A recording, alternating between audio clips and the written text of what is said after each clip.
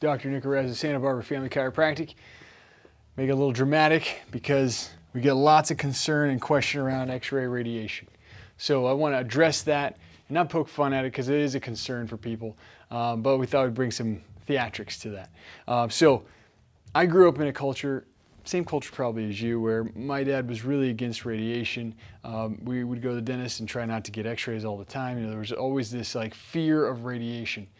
And that's because for the longest time, people have been operating, and culturally, you know, the whole message is this linear no limit threshold, whereas 1 x-ray is bad, 2 x-rays is worse, 3, 4, 5, and it goes up like that into a linear dosage, and we're going towards more cancer. And that's the concern that we have. So new research is coming out. You know, we keep learning and growing, and the most current stuff is actually showing that there's a hormetic effect around x-rays, which is pretty cool, the radiation coming from this. And I'm going to go into that in a second. I just want to let you guys know that the dosage that we shoot x-rays at for looking at a full spine x-ray to get information from that to to determine contraindications and safety and adjustment and strategies and exercises and adjustments and all of that is at a dosage that's about 100 times less, not 10 times, not even 20 times, 100 times less than what is known to cause cancer. So we're way below that.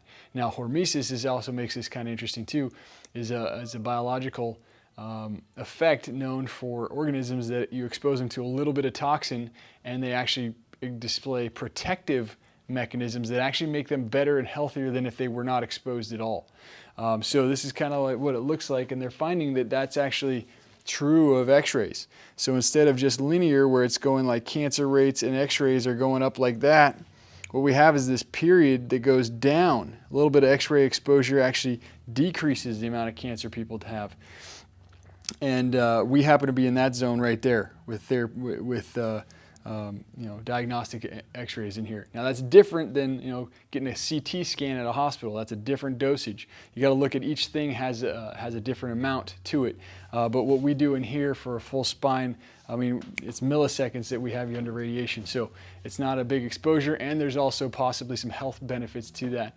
We're not selling therapeutic x-rays, but we want to let you know, we take this stuff seriously. That's why we learn and study and educate. We're big on answering questions, and if you want to know where we got that or if you want a copy of it, please ask, because I've got the research to support this kind of a stance on x-ray, which culturally and even different healthcare practitioners may not know this stuff yet. This is I'm not even sure this particular article has been published yet, but there are some others that support it too. So any questions, please give us a call, and we'd love to help you out.